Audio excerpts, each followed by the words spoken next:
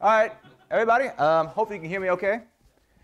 Question is, anybody out there ever had me record a talk of them? Because I want you behind that, so I'm going to run back and forth, and I can try you on tracing you with the camera for a change. I just want to see how that feels. Actually, I'm probably not going to move too far. I just wanted to make a bad joke. All right. Today's talk is EMP, yeah, you know me. Apologies to Naughty by Nature. Subtitled Naughty by Nuke. Anybody under the age of 30 probably does not get that joke, but I'll accept that. My name is Adrian Crenshaw. I run a website called irongeek.com. Please come visit. The videos for this website will be up there. The videos from this conference will be on that website rather shortly, and some already are. I have an interest in InfoSec education. I don't know everything. I'm just a geek with time on my hands. I may get some things wrong, so please let me know. We'll have some discussion hopefully after the talk. And I'm an irregular on the InfoSec Daily podcast, usually on Thursday evening. And I'm also a senior information security engineer at a Fortune 1000 company. Not mentioning who I work for, but if you're looking for EMP, possibly EMP protective safe, we might be able to hook you up because it's a big metal box, and generally as long as you have a nice conductive surface all the way around touching inside, you should be okay. Just make sure you insulate the inside. But we'll talk about that later, possibility. Okay, also a co-founder of DerbyCon. All right, what is EMP? EMP stands for electromagnetic pulse. So essentially what we have is a power burst of radio waves and quickly changing electromagnetic fields that can cause problems for certain types of technology. It has the effect of inducing currents into what it hits. So essentially it can burn them out or cause interference when it induces these currents. If you all were listening around for some of Larry's talk, you understand maybe a little bit about how radio works and with the antenna and how does microscopic amounts of current being induced into those antennas, which then get amplified and filtered and looked at to be able to pull out the actual signal. Well, an EMP is very much like a radio wave, or it is a radio wave, on a very wide bandwidth and a lot more kilovolts per meter.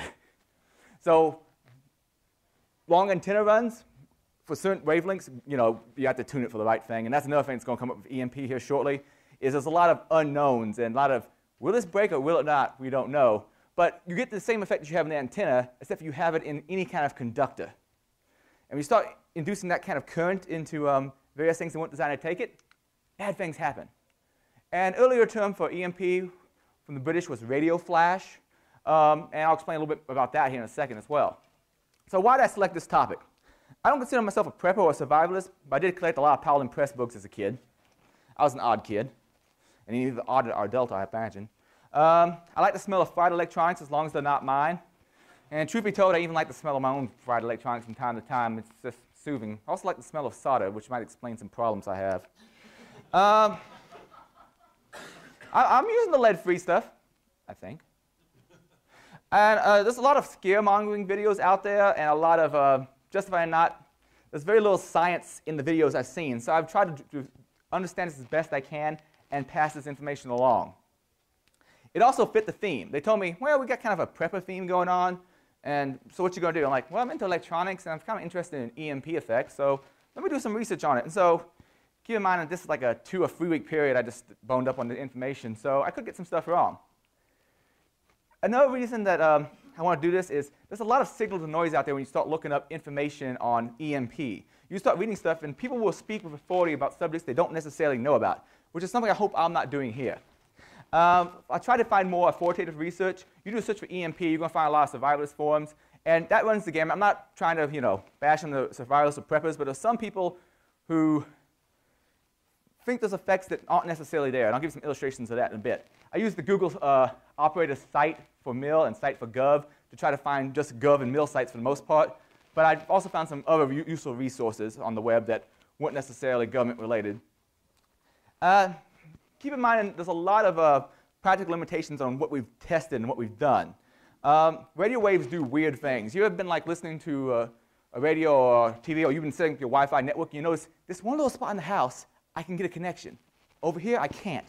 And you don't understand why that is. There's all sorts of weird things that happen with polarity, multipath, where the signal's strong, where you have conductors in the wall, all sorts of things that can screw up radio waves.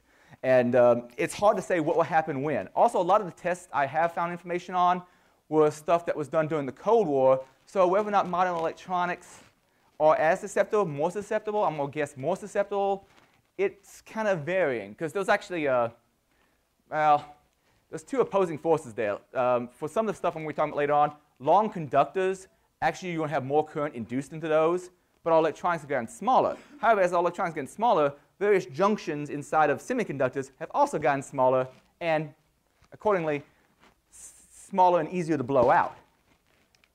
And so you gotta ask, when was the testing done and where was it done? Also, it depends on the audience. Some of the stuff I've read apparently links off to classified information, which I don't have access to, and some of it was written for very much a layman who has no electronics experience, and some of the stuff is written for people who are physicists. I'm neither. I have an associate in electronics. I understand the basics of electronics, but I didn't find a whole lot of stuff in that middle ground. And so I'm not an expert, so take what I'm about to say with a huge grain of salt. I'm going to say I understand a lot. And when I say I understand, I don't mean the same way a lawyer does. When a lawyer says I understand, they mean, well, I don't want to be caught lying to you later. So I'll say it was a misunderstanding. It was what my understanding was. Now, when I say I understand, this is the best I understand what I read, and I'm trying to repeat it to you. However, if nothing else, I get enough terms out there and some general concepts to where if you're interested, you can research it more yourself. Now, I was talking about misinformation out there. I found these two great examples on, I believe it was Yahoo Answers. And someone was asking about protection from EMP, and one person says, an electromagnetic pulse would short out any electronics, and there is not protection from it. BS on both parts. It's not really shorting them out. It might be burning them out. It might be inducing currents that cause problems. I suppose if you melt down the right component, well, I don't know if you're going to melt it. I suppose there's possibilities of shorts in certain situations, but that's not really an accurate way of putting it. And an EMP reverse magnetizes everything and fries the circuits because of overheating. That's like one of these free energy people kind of talk. It's like, let's throw some pseudoscientific terms out there, well, scientific terms, but not used in an appropriate way, just to confuse matters. Then there's a second one who says, electromagnetic pulses are only currently concerned if you think you're going to get struck by a nuclear weapon of some sort. Was that? Oh, yeah, well. If you're close enough to be affected by the EMP shock wave, shock wave is a bad term, then frying your electronics is the least of your problems. Not true. You can be affected by the EMP without being hit by the physical shock wave. Depending on how concerned you are about nuclear attack, I would just move to a place less likely to be a direct target. May or may not be an option. But there's a lot of scientific misunderstanding of exactly what EMP does and why. And let's go with some basics. We talked a little bit, well, actually, you will hear from Larry's talk. He was talking about some people going out and testing whether or not the trash can was EMP-proof by taking a 12-volt car battery and walking around it and sparking it. It's still a shitty test for EMP. But technically, it's not exactly wrong. It's just kind of like testing your bulletproof vest with a pellet gun. You are causing an electromagnetic pulse when you do that spark. I mean, any kind of thing that throws out radio waves could technically sort of be an EMP. Actually, some of the earliest communications we did for radio was a spark gap, where essentially you cause a spark, and over a wide spectrum, you have this noise that goes out there, you can pick it up. If you go just, it really sucks as far as the amount of bandwidth you use. I mean, literally, as far as all the frequencies you're throwing it out there. So, for worldwide communications, and a whole lot of people communicating, it would suck, but you could do Morse code with this. You've also seen this the same effect. If you have an analog TV, you ever ran the vacuum cleaner or motorized something or other, or and you notice these sparkling happening on the TV, that is an example of little electromagnetic pulses in a way, or radio waves screwing around with your TV set. Anytime there's a quickly moving current like that, you're going to have some of those kind of effects. Maybe go up to a radio, go take a 9-volt battery, rake a piece of metal across the front of it, you should see some similar effects. Now, we'll talk a little bit about inducing current. Now, there's near field and far field effects, which I'll get into a little bit here in a second, and I don't fully understand them, and hopefully someone who's bigger in the ham can explain it to me later on. But essentially, you can induce a current into a wire by just having a moving magnetic field across it, or the magnetic field has to be changing. Also, a wire in itself will have a magnetic field around it because of the current going through it. Right here, you see something that's following, and possibly poorly, the right-hand rule. And you know what? I just totally realized I think I messed that up backwards. All right, let me give you an explanation of the right-hand rule and also something about conventional versus real current flow. I screwed that one up, but then again, the picture's so bad you may not be able to tell if it wasn't the fact I told you. Conventional current flow is, it was assumed everything came out of the negative terminal and into the positive, but it's actually the electrons that are really moving. So everything's technically, it's electrons flowing from the positive to the negative terminal. So when I drew this image, I was doing the right-hand rule, thinking current going that way. I should have been doing current going that way.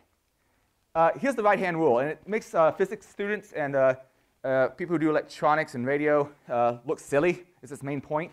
But you take your finger around a conductor. Let's say that was the positive side of the conductor. It's conducting electricity. If I wrap my hand around it and point my thumb in the direction of conventional current flow towards the plus, my fingers wrap around it, and my north pole lines of magnetic flux point towards the south pole, the other magnet's south pole. So actually, the Earth's geographic north pole is actually a magnetic south pole, if I'm following this correct. Correct me if I get this wrong. But the right-hand rule is basically to show how you organize the magnetic waves coming off versus conventional current flow. And you also work somewhat the opposite way for inducing a current back into a conductor. And like I said, it really makes people look silly when they try and do this and figure out, okay, it's going this way and that way. And as I was laying out these slides trying to figure out which way would the magnetic waves actually be doing, you see me doing this in the air a lot.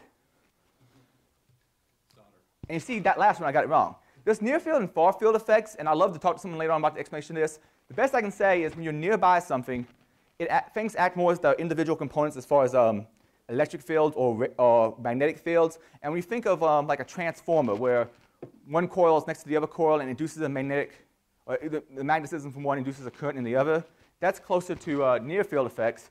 You're talking out further away, you have the radiated current, the radiated waves, the radio waves, in the far field. And of course, you have it all in the middle as well, but the types of effects you get are different.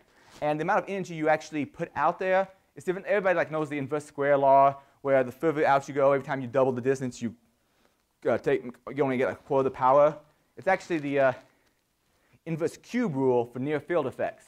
And also your little near field communications devices, like I have actually I might have to get it right now. If you don't mind, I need to get into my vest real quick. I better get it ahead of time because I'll be needing it here in a bit. Like I have near field communications in my tablet here, and it induces a current into, let's say, what's basically an RFID card, or it sends a signal using the same kind of communications and gets back a message. For instance, I carry around a card with me, and this card has some weird stuff I need to show you later on. I carry around an RFID card with me. I'll explain the tinfoil here in a bit.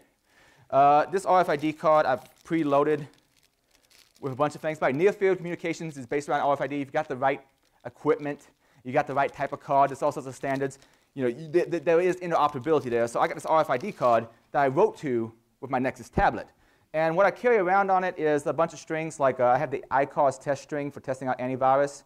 I put that on there. I figured, what if someone scans this and it goes into a database, and the database is seen as having been affected by malware and gets deleted? This idea, I have like a all 1 equals 1 on here, and I have a XSS injection in here. My thought being, who the hell thinks to sanitize things like RFID cards or barcodes for that matter? I spend a lot of time thinking about how to screw things up. But anyway, I can read that with this device. And essentially, there's conductors in there, and not only does it get the radio signal going on, but I have to do it later because this is booting. It induces a current when I try to read it in the card, and then it can communicate it with it over radio. In many ways, it's acting like a little bitty transformer. All right. As far as you get out in the far field, we're talking about self-propagating radio waves. So you think of the electric field and the magnetic field, and it keeps things going. And you have something called polarity, which, if I understand, polarity is generally oriented towards the same direction as like your antenna. So you have, if you're going up and down with an antenna, generally you have vertical polarity. If you are going across, it's horizontal polarity. So what we got here is a great big old horizontal antenna. So a horizontal polarity, electric fields going out this way, magnetic fields going out that way. And you thought I looked silly when I was doing the right-hand rule. Okay, now, I did a little bit of a science background on you. which may have bored the living hell out of you, but I thought I should cover it because it may be necessary to understand things I'm going to talk about later on. Now, a bit of history. Apparently, EMP was expected by Enrico Fermi, and this was back for the Trinity test back in July 16, 1945. So they actually did shield equipment in anticipation that it might be a problem. However, they still had some records lost because of spurious pickup. So basically, they got frequencies coming in like, well, that data doesn't look right. Because think about if you're recording something on, like, I don't know, magnetic tape or whatever, and all of a sudden, a big magnetic field wipes it. That's a type of spurious pickup. Or you're expecting to capture this certain amount of radio waves, and all of a sudden, it's overwhelmed by a hell of a lot more, and it pegs your meter. That's an issue. And I'll talk a little bit more about pegging the meter here in a second. Greater interest, though, came about this during the Starfish Prime test. That's what I envisioned it looking like. That should have been the mascot. Anyway, Starfish Prime was part of the whole Fishbowl series of high-altitude tests. And so this particular one of the series, Starfish Prime, was done on July 9th, 1962. And it took a 1.4 megaton. I don't know why that popped up now, but OK. I'm so glad it's giving me very innocuous names as opposed to what they would actually be. Anyway, they took a 1.4 megaton bomb, and it was a W-49 thermonuclear warhead, took it up 250 miles, 400 kilometers, and blasted off about 19 miles southwest of a place called Johnston Island in the South Pacific. They were expecting some EMP, my understanding. They had things calibrated for maybe certain expectations. And when I say calibrated, think about back then, you wouldn't really have the digital multimeters like we have now. So you used to have pegging the scale. You used to have all your multimeters having little meters with a moving needle. Well, when you peg it, you put too much into it, and you could possibly break your needle. Well, let's just say the EMP effects was a little greater than they expected. Drove instruments off the scale, presumably because the expectations were a lot lower. And it damaged electrical systems like 898 miles away on Hawaii. So like 300 street lights get blown out, telephone microwave link gets damaged, and sets off tons of burglar alarms apparently also. Further tests in Operation Fishbowl series gave more data on EMP effects, though eventually there was some, high-altitude test ban. So there's probably could be more information out there, but certain treaties stop us from testing, which may be a good thing, may not be a good thing. I don't really have an opinion on it. I haven't researched that part enough. But there has been some studies of a high-altitude EMP pulses caused by nuclear devices. Now, we start talking about EMP, especially HEMP, high altitude electromagnetic pulse, not the other type of HEMP some of y'all might be thinking of. It comes in 3 parts. Generally, we have the very short initial burst that has induces really high currents in conductors. And it's like, boom, it's there, and it's very powerful, and it's all sorts of frequencies, and just very short effect. It comes so fast that some surge protection can't handle it.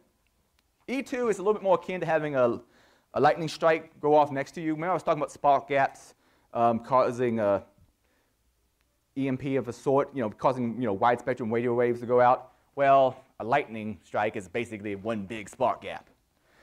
So a lot of stuff is probably somewhat hardened against the effects of E2. This comes about a little bit later. Unfortunately, if something's blown out because of E1, E2 might have a little bit more effect. And then E3 is another interesting one. And if you ever heard of a geomagnetic storm, geomagnetic storms are essentially like E3.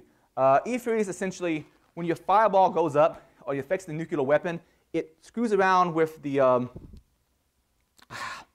how well magnetic fields go through that part of the atmosphere. And so you see it pushing the Earth's magnetic fields out of the way, and as it dissipates, coming back. Well, you have a moving magnetic wave there, and you can induce current. This is especially a problem, apparently, in very long conductors. So think like your telephone system, maybe that, your power lines, things like that.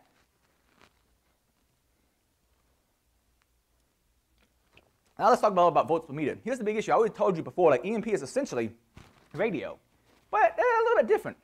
For instance, I have some ballparks I got out of a FEMA doc, and some EMP estimates would be like 100 volts per meter on a ground burst. We'll talk more about that a little later. I think I've seen estimates of the upper limit of HEMP conventionally being about 50,000 volts per meter. But to put this in perspective, radar, which you can get, burns off of a radar dish, if I'm not mistaken, if you get too close to the wrong effect, that's 200 volts per meter. Way, way lower. Let's talk about radio communications. 10 volts per meter. Let's talk about metropolitan noise, just caused by, well, once again, people running their vacuum cleaners and so forth. 0.1 volts per meter. And this is the amount of voltage you get across like a 1 meter conductor.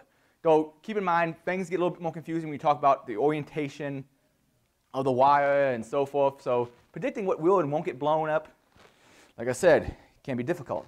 But I'm just trying to explain mostly the science behind this.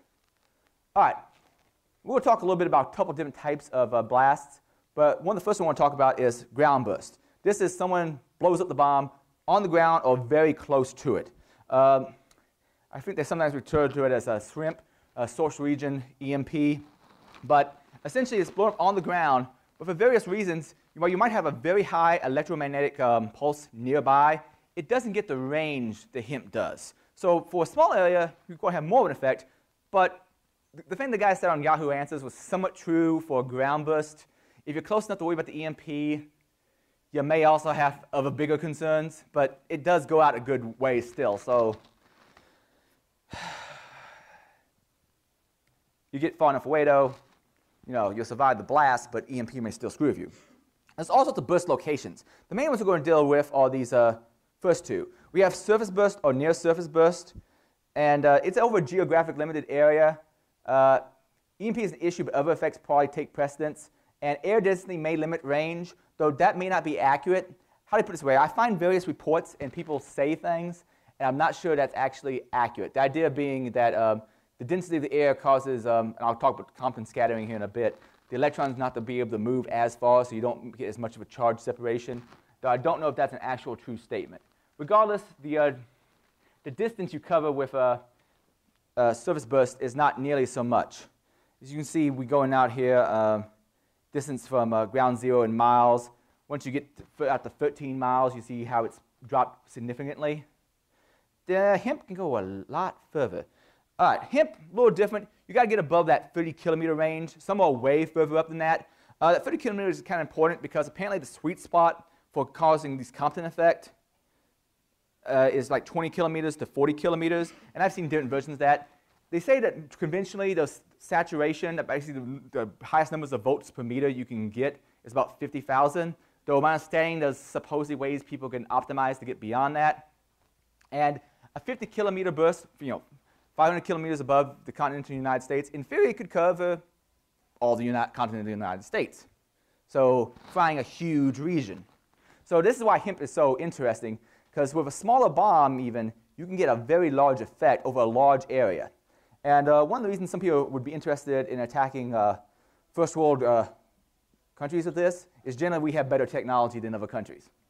And if you take out someone's radio communications, that causes all sorts of problems for instant response, military coordination. What does it call it? A force multiplier, I believe, is the term they use. So yeah, that can be bad. Airburst, it's a little different. It's somewhere in between. My understanding, World War II, when we dropped the bomb on Japan, those were both airbursts, so I understand. Basically, you set it off somewhere between, and by the way, these figures are all relative. There might be some room for debate on how high each one has to be, and there's ones that kind of fall into the different layers. But let's say 100 to 1,000 meters, but maybe below 30 kilometers. I've seen different versions of that. It's not interesting for EMP, and I'll cover that in a second. It's still interesting for destroying stuff because of how much range you want to cover, and if you don't want to avoid as much fallout, having an air burst, my understanding, if you want to just blow shit over but not cause as much fallout, is actually better than ground burst. If you're trying to take out a bunker, my understanding, ground burst is better. Not that I'm regularly planning, a nuclear attack at any time. I'm talking to the United Nations about them letting me have a treaty where I can have my own nuclear weapons in New Albany, Indiana, but so far they just haven't responded to my emails. I don't know what the deal is. Hello, Shosui. Dude, I've been on a list for a while. All right, SREMP. Source region EMP. This is essentially your surface burst. And I'll be talking a little bit about Compton scattering, Compton effects, and so forth. That's the source region. That's where the charge separation happens. That's where the electrons go over here, and the ions stay over here that are positively charged. HIMP is high altitude EMP. MHD EMP, that's Thank you. Say that louder. Magnetohydrodynamics. I'm glad you said it. This is caused by Earth's shifting magnetic fields. So that's that effect I talked about earlier, where like the fireball happens. I'm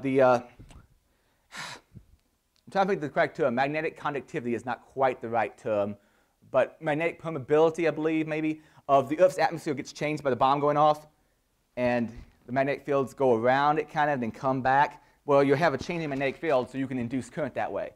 The SIGIMP, which is basically gammas or X-rays, are going to hit the outside of, let's say, well, the shuttle, if we had one up there, or satellites would be a big issue.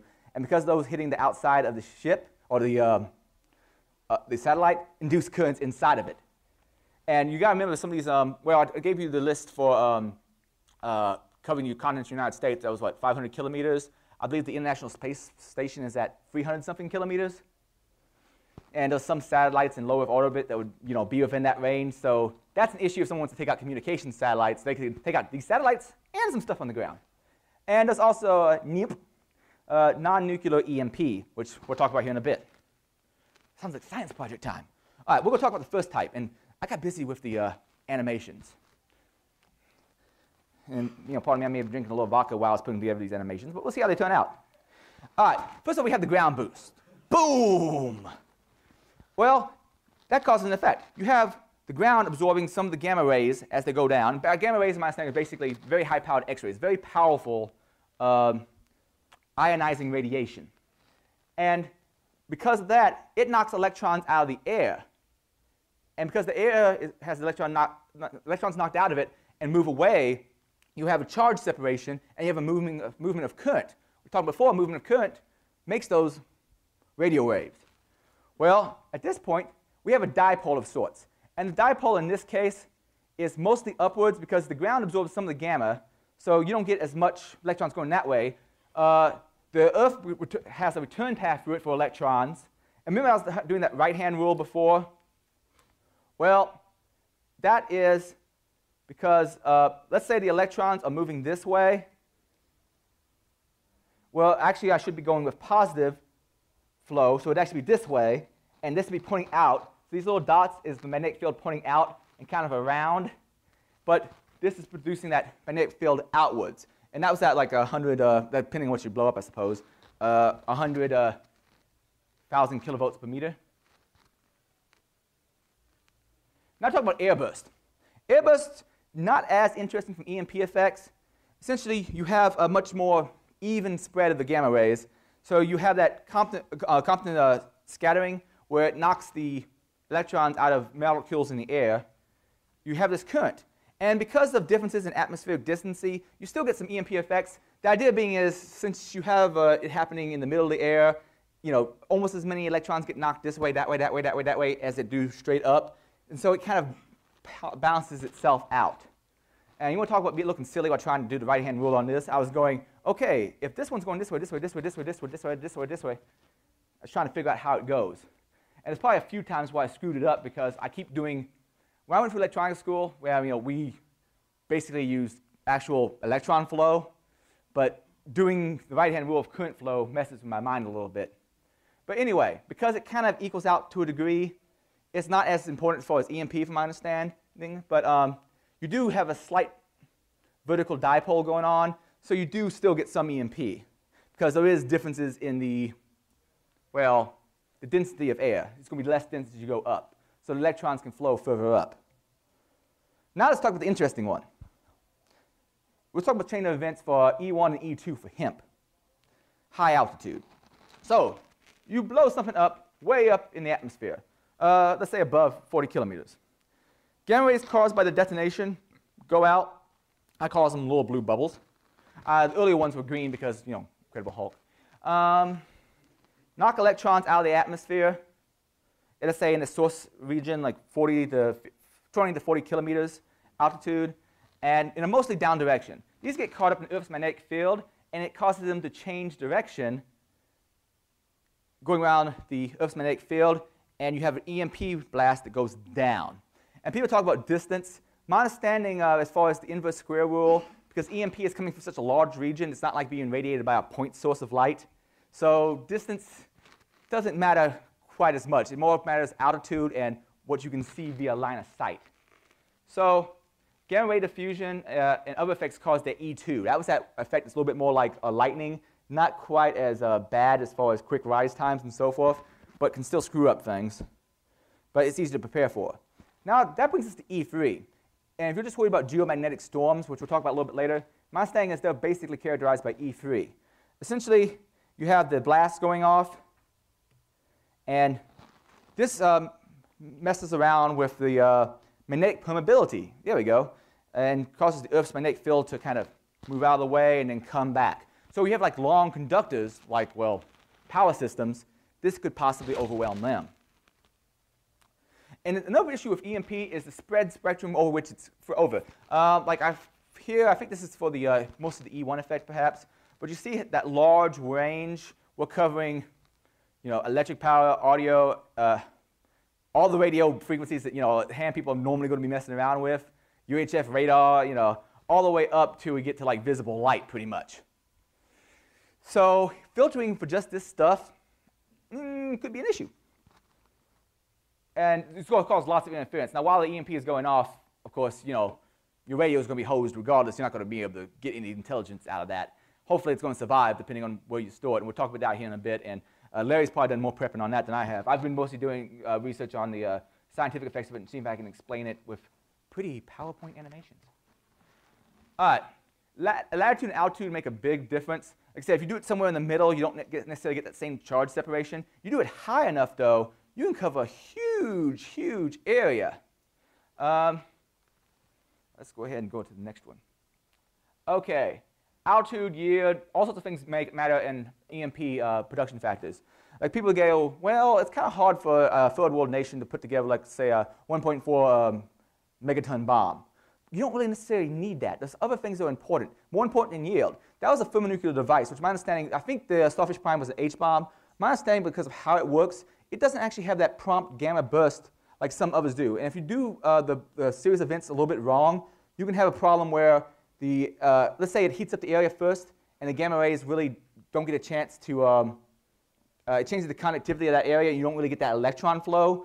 So you don't necessarily, one of the more powerful thermonuclear devices may not necessarily have more EMP effect because of how it pre-ionizes the air. Yield and construction makes a difference, like whether or not the explosive is gamma ray, well, let's say translucent, how you shield it, how you construct the bomb. Distance from destination makes a difference. The geography of it, let's say where a mountain is and so forth, because we're talking about line of sight. And magnetic field strength over where it happens in the world. Like I'll be showing you a horseshoe shape here shortly that I'm trying to explain it. But let's talk a little bit about other ways someone could put together a bomb. Now, my understanding from the Starship Prime, oh man, Starfish Prime test, that was a very inefficient bomb for generating EMP, but yet it had huge effects. And if it had been over the continent of the United States, it had been probably possibly. So that was a 1.4 megaton bomb, but only like 0.1% of its prompt gamma yield was there. So that of its total power. So basically for EMP effect, let's call it 1.4 kilotons as far as EMP effect is concerned. Well, you can optimize these, and some nukes have, let's say, 0.5 for the nuke's energy and prompt gamma yield. So let's say we would take a 500 kiloton nuke, but make it and design it in such a way that it may not be as powerful as far as measured versus TNT, if I'm not mistaken. May not as powerful in the pure explosive force, but it's optimized for EMP. Well, in that case, we take a 500 kiloton and optimize it for that 0.5%. We could get 2.5 kilotons value for the EMP effect. So from a smaller bomb, still get more effect than that 1.4 megaton bomb. My understanding, the pre-ionization caused by a thermonuclear device, depending on its design, can cause that, that Compton effect not to happen as severely, which reduces your EMP. So there's all sorts of things that can be done to optimize. In some cases, my understanding, primitive fission weapons are actually more efficient for creating EMP blasts than more modern weapons. I'm tripping on stuff. Let's put that back in there. Oh, is that still recording okay? Is it audio level all right? When I speak with audio? Cool.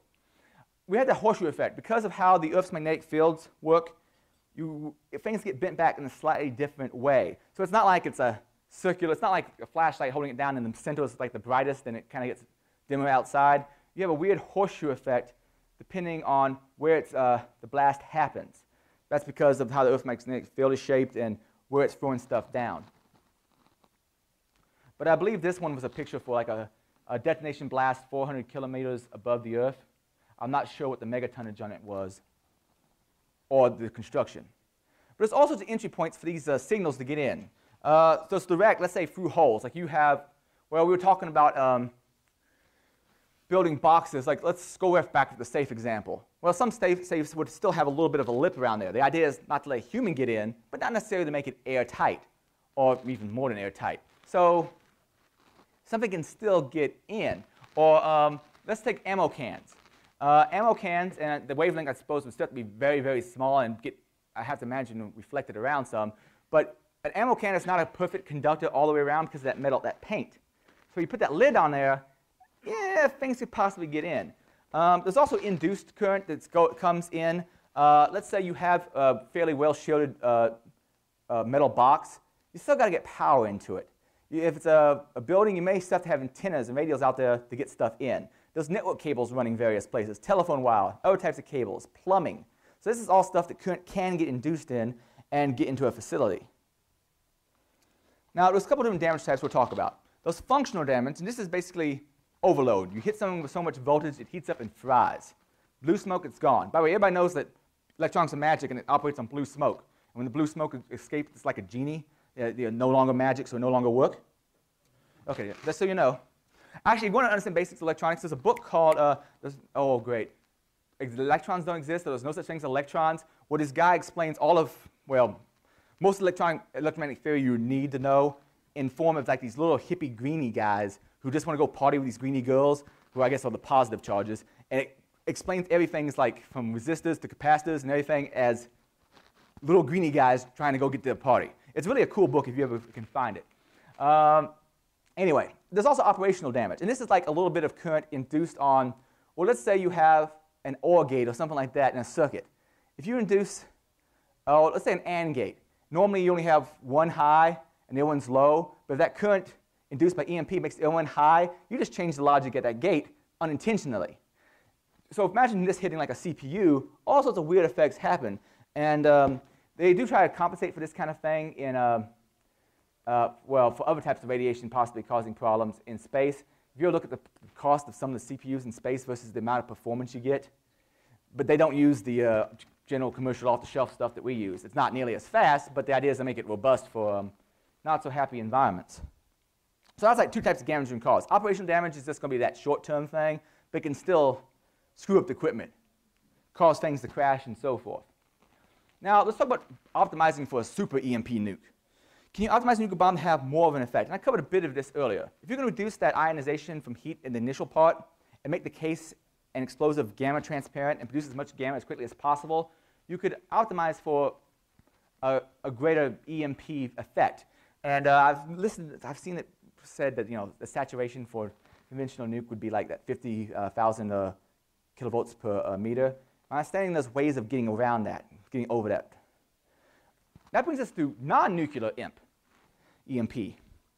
Actually, I never hear anybody refer to it as EMP, but I think it's a cool term because you can have that little EMP guy there and a little goblin thing. I think that'd be a cool logo for people doing research on this. My brain goes weird places sometimes. Oh yes, actually that'd be kind of cool. Instead of a daemon, there would be an imp. I don't know what he'd look like. Maybe we should discuss this later on. Anyway, think of an EMP device, but without the nasty nuclear side effects like normal ionizing radiation. And because keep in mind, EMP, and I think I had this on a previous slide, but I may have covered it. Why would someone want to use one of these EMP devices? Well, first of all, I talked a little bit about force multiplier, and if your opponent's more technologically advanced than you are as far as communication systems and organization and computerization, if you could take that out, that makes you somewhat, it gives you more of an advantage because they're more reliant on it than you are. Also, as far as effects on electrical systems, if you're not dropping nukes on people, nukes have a very bad reputation. You also have radiation I was mentioning before, that fallout, so forth. You can cause that without, if you cause an EMP effect of taking out technology without causing those, you might have less political ramifications. For instance, generally when EMP goes off, it's not going to affect human beings directly. As opposed to certain things like, let's say you have a pacemaker that you're in for a bad day. But generally speaking, in EMP, it's not ionizing radiation. It's not going to kill most human beings unless, of course, you happen to be, I suppose if you're on a metal plate here and a metal plate here and you're standing on it and there's like a big old like E3 wave going through and it conducts through you and you become the part of the circuit, that'd be bad for you. And you know, hospitals going out and not being able to service people will die that way. But generally speaking, EMP doesn't cause a direct death. And less direct deaths might mean less political ramifications, which means someone might be more willing to do it. There's various ways of creating an EMP effect without actually setting off a nuke. I believe they usually involve a lot of capacitors charged in parallel, then discharged in series, like a Marx generator. You can go out and online and find people generating these little making these little Marx generators, and those are used to feed other devices. And you have that electrical blast that causes that wide spectrum of radio waves, and they use that for testing various types of equipment. Like I've seen on one particular show where someone was using some equipment like that to test out computer cabinets, or in this case, you see someone's testing out a plane. I'm trying to remember. Yeah, that one's the Sandia trestle. It's using for testing a plane at that point. Here's the basics of a Marx generator. First of all, we're charging, and you see everything's in parallel, so it charges everything up. You have your resistors. Then you set up a chain reaction where you set up that spark gap. Once that spark gap goes off, its conductivity increases, and then everything, all those resistors make it seem like, well, that's no longer the best path. The best path is now along these spark gaps. And you have that chain reaction where you have a huge spark and a huge current flow at the end. So basically, you can charge up this Marx generator and get a huge voltage at the end. And this is sometimes used for feeding other things, though in and of itself, it can also cause some of an EMP effect, so I understand. Now, the diagram on this, I'm not sure I have right, because I've seen different versions of it in different constructions. But this is an explosively pumped flux compression generator. We're talking about you have to change the magnetic field really fast to induce a current. Well, that's what they're doing here. And instead of using nukes, they're using conventional explosives. So essentially, what we have here is what's known as a helical generator. And this is the best as I understand it. So we have it sitting there. We have a huge capacitor bank, maybe like a Marx generator or something. And when it peaks, well, let's go ahead and spark that. And when that peaks, at the same time, the electricity through that coil we have going around there, the solenoid, when it peaks, we want to set off the explosive. But we're kind of setting it off in a direction, like, you know, shaped charge kind of thing going on. So that goes down the tube, and this pushes the coil up against the outside of the tube, and it had a magnetic field on it, but now all of a sudden that magnetic field is getting shorted, and it's changing the shape of that wave. And you get that lovely EMP effect. And this is one of the ways people talk about constructing an E-bomb. Though I've seen different versions of the diagrams, I've seen antennas put on the front of this. I've also seen versions of this that basically use it as a feed source into something else, like, I think I'll have it up in a couple slides. There's other people who have been working on energy or directed energy weapons, like this is a HUF device. Sometimes you'll do a Google search for a homemade EMP weapon, but they'll actually show you it's a HUF device, because it's not technically EMP, because it's not coming in a pulse. But you ever seen someone take a microwave apart and take its magnetron out and basically fry electronics by pointing it at them? Very similar effect. Not technically EMP, but it would be a type of HUF. There's people who have developed HUF systems for getting people out of an area. The idea is you hit them with these, I'm not sure microwave is quite what it's using, but hit some of these microwaves and it makes them feel very uncomfortable, heat it up, get out of the way. You can also supposedly hit electronics with it and screw them up, though I haven't heard about a whole lot of our use of this particular active denial system on things other than humans.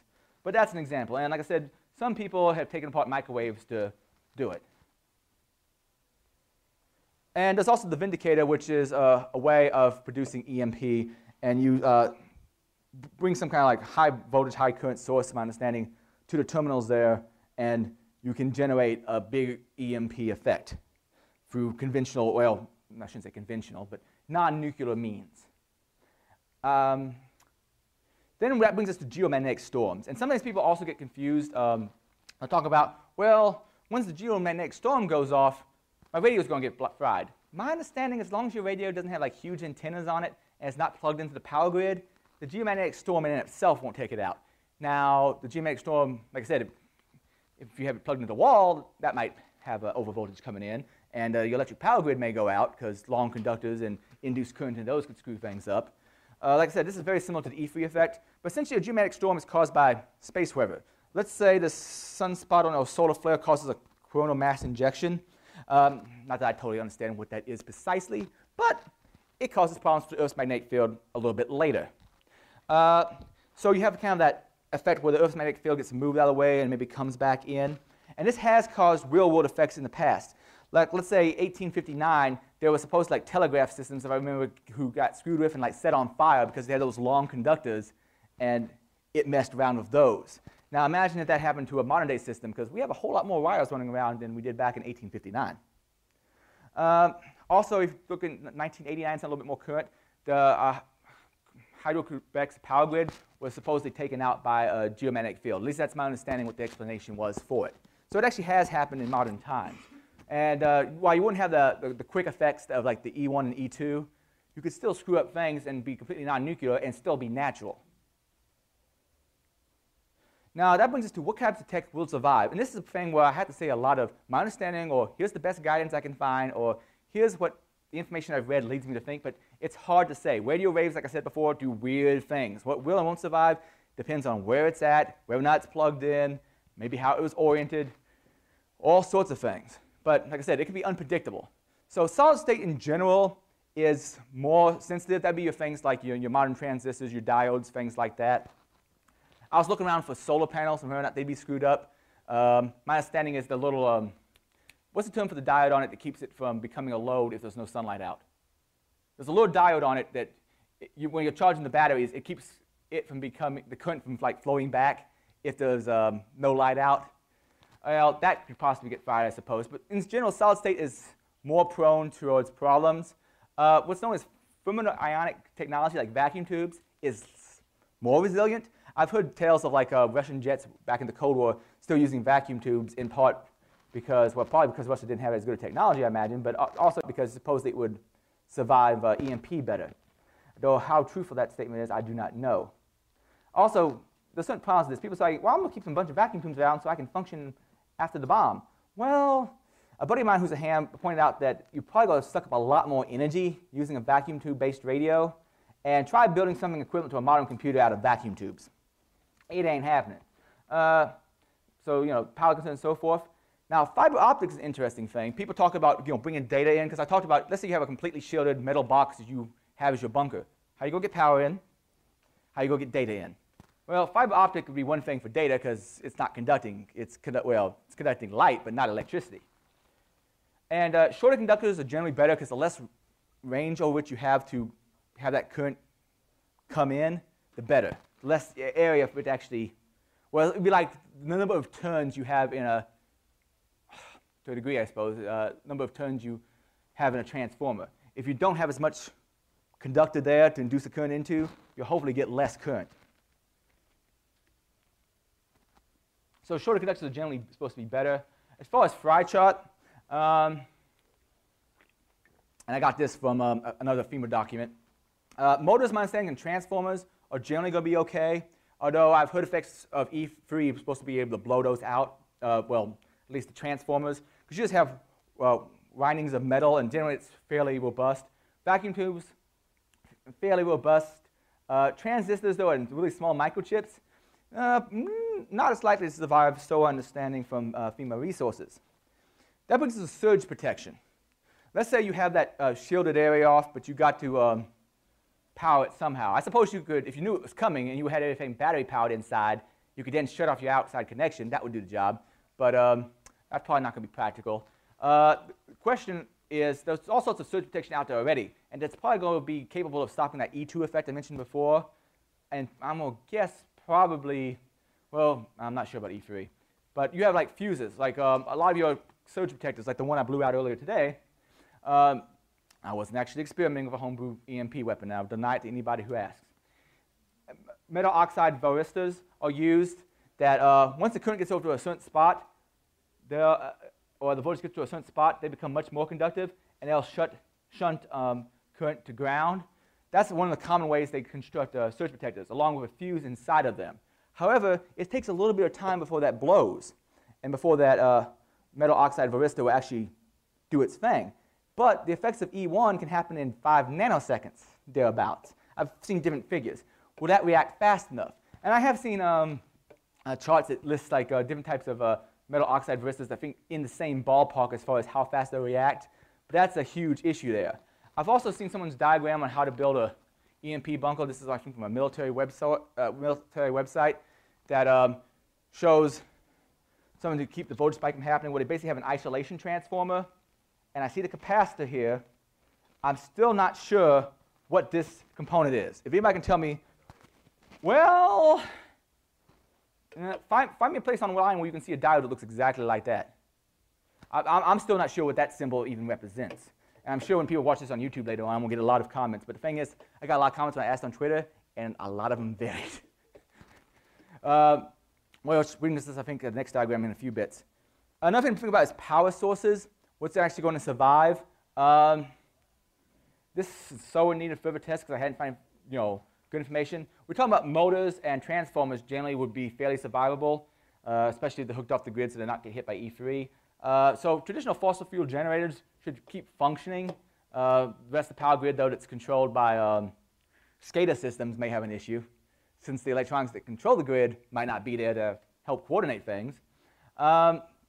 Hydroelectric, other than the SCADA system issue, water is going to keep flowing, so you can still produce things that way. Solar is interesting, but I was mentioning that diode before, and my understanding the way a solar panel works is also solid-state based. So I haven't found any hard information from what I would consider a reputable source on how reliable a solar panel would be. But if you want to keep energy afterwards, well, as Larry covered before, 1 is none and 2 is 1. Keep a spare. Wind should, I imagine, be fairly good. Well, I guess if you're close enough to a surface blast, it would screw up your system. But I'd have to imagine it would be fairly robust as far as the actual current generation. However, things like voltage regulators and so forth that actually turn that current into something you can use in the electronics you want to use it in might still be a problem. All right, let's talk about shielding. There's different ways of shielding it, but generally we'll talk about a Faraday cage. And I was going to bring this up as an example earlier, but now I actually can. I have a tag reader and writer on this device, and I have a tag here that I said I loaded up with various types of malicious content. It was detected, and it read it, and I can pull up the tag information. Well, the way a Faraday cage, named after Michael Faraday, though the concept's been around for a lot longer, supposedly Benjamin Franklin actually discovered the concept, is you have a conductive surface around the entire outside, and charges will instead move around the conductive substance and equalize, and whatever's inside of it doesn't actually get affected by the charge. And similarly, if you have, let's say, radio waves hitting it, the radio waves induce a current in it instead of what's inside, assuming you isolate some things, and you don't actually get the current induced on what's inside. So I've covered that with tinfoil, and back again. Now, I can't get it to read. I've also seen people make EMP bags that basically look like anti-static bags, though I'm assuming they're made of better material because the anti-static bags I've used, I could still read through them. So I suppose it depends on grade. But the idea is you have this huge metal shell around you that's maybe grounded, maybe not. It doesn't have to be grounded to be a Faraday cage, but my understanding it's a good idea. And whatever's inside of it should be safe from what's happening, with some exceptions there. The problem is, making one of these things and making it seamless, making sure there's no holes. Remember I was talking about directly getting into a device, not necessarily through an antenna or anything? Well, if there's any holes in it, that could be a bit of an issue. If it's not a continuous conductor the entire way around, like I mentioned, ammo cans. I haven't done a test on an ammo can, but I could see the problem being, since you have that green paint all around the outside edge, you don't actually have a perfect conductor all the way around. Also, are there any holes in it? And there's certain things for constructing these. I found different people talking about different gauges of mesh you should use to construct a Faraday cage, because let's face facts, making a completely metal cage that's all around you of a decent thickness gets expensive. So people have looked into just using mesh, which is a possibility. But I'm finding all sorts of varying information on how big that mesh has to be. It has to be significantly smaller than the wavelength of what you expect to hit it, which, as you saw with EMP, was all over the place. But I haven't got any hard set rules from a reputable source to say how small that mesh has to be. Like I said, you also have to have power coming into it. Let's say plumbing. All these things are other sources where the EMP effect could possibly get in because it got something induced on the outside. Also, for slow-moving magnetic fields, my understanding is a Faraday cage doesn't really do any good. For fast-moving magnetic fields, it'll reduce the current on the outside. For something slow-moving, let's say under 100 kilohertz, it's not really necessarily help you out. Then again, those materials like permalloy and mu metal, we were talking about magnetic permeability before. My understanding those are very magnetically permeable, and they don't so much stop the magnetic field as they move it around. However, if you're worried about Faraday shielding against an E1 or E2, my understanding, the part you're most worried about is the high-frequency stuff, and anything slow-moving is probably not going to be one of the things that's going to really affect your sensitive electronics. That's more of a worry for like power lines and large conductors. So I understand. Like here's a hypothetical room. Here's that little surge protector I mentioned before, which still has that icon. I need to figure out what that schematic symbol is. But you see they have a little airlock to come in, so they keep things sealed at all time. Your fiber optic for data coming in. They have an air cooling system. And I've actually seen things online about how to construct those of a certain size to keep certain wavelengths from getting through. I said I found all sorts of information on what size mesh you need, and nothing I found reputable. But I would say significantly smaller than the wavelength you're looking to stop. And another thing about these types of devices or these types of rooms is besides shielding from EMP, they're also interested because of Tempest. You may be familiar with Tempest? Tempest technology is essentially this. Your computer and other electronic devices are giving out electromagnetic waves, and whenever you just even type on your keyboard or do anything like that, if you analyze them in various ways, you can figure out what's going on inside a facility. So some places where they want to keep things really secret, they don't even know what people are typing on the keyboard. They don't want to have any worries about changing currents, possibly throwing radio waves out into the world and people being able to get signals intelligence from that. They'll put everything inside of a Faraday cage to keep basically radio waves from going out. So it has some double duty there. In my understanding, the professional built Faraday rooms that you can walk into, if you look at the door, it's not like the door just closes shut and there's a gap there. It's like something that's conductive that will kind of press together and make sure you have a better seal from an electrical sense. All right, improvised Faraday cage. And Larry already covered some of this stuff. But a microwave essentially is a Faraday cage on the inside of it for the particular type of wavelength that the microwave puts out. So in theory, you could throw something in a microwave, though once again, you're talking about a very wide range of frequencies. So I don't know if that's going to cover everything that you have to worry about. Filing cabinets are generally metal, though once again, that seal of where you close things is an issue. Ammo boxes, metal mailboxes, foil-wrapped containers possibly, anti-static bags, and of course there's a garbage can down there at the bottom. Like I said, I found various information. If anybody can find a hard set rule for what size the mesh has to be, I have found things that list like less than a tenth of the diameter of the wavelength. But like I said, that's a non-scientific wild-ass guess. That's what that stands for. All right, EMP tips and guidance. And the only guidance I can really give you besides, well, I'm going to repeat what Larry said here in a bit, I believe. Unplug your gear. That's especially important for the E3 component. If something doesn't ride in on there and destroy it. Disconnect antennas. And a lot of these I got from like military sources, what they recommend on a base. Disconnect antennas if you know it's coming, because that way it doesn't become a conductor to induce current into whatever devices you have that antenna hooked to. Have spares. That goes back to 1 is 0 and 2 is 1. Voltage clipping devices. This is like your surge protection and so forth.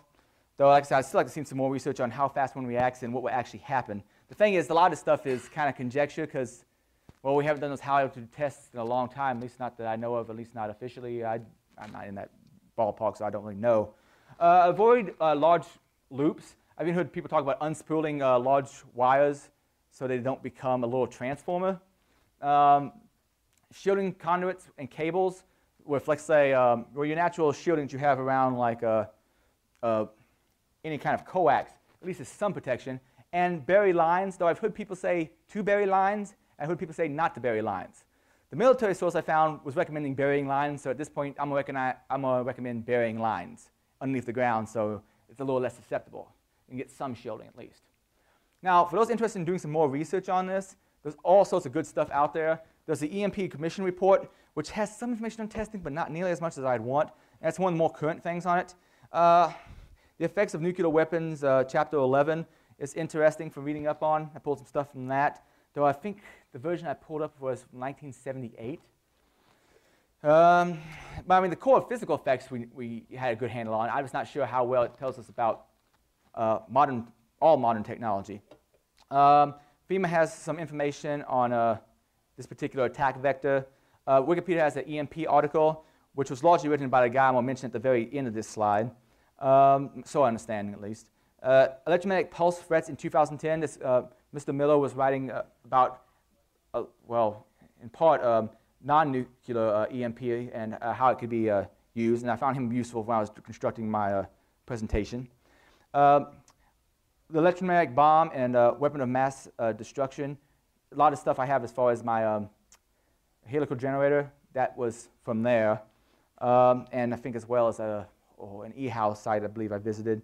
Early time E1 high altitude, let me see. I think these are supposed to be one particular thing. I found some more information on how hemp is supposed to be affected on a different gov site. And this future science page, if you want to learn a lot about the Fishbowl series of nuclear tests, this guy has tons of material out there. And I get the impression that the stuff he wrote for his own site was eventually put into Wikipedia, and he was doing a lot of article edits on that one. I generally try to stick with Gov and Mill sites, but his stuff mostly seemed to jive with what I was reading on Gov and Mill sites, so I decided to list him as well. Anyway, how far am I into this talk? How many hours am I at? Oh, shoot. Okay, yeah, we're way... all right, well, I'd like to say thanks to the conference organizers for having me, my buddies at DerbyCon and ISD Podcast, and the Open Icon Library for giving me some of the images. Finally, I'd like to invite everybody to DerbyCon next year. We'll announce the dates eventually. And for those who did make it this year, thank you much, and tell everybody else about it. We had a good time. And finally, if there are any questions, however, I'm already pushing the time limit beyond. So get with me sometime at the conference, and we'll discuss whatever you want to discuss. Have a good day.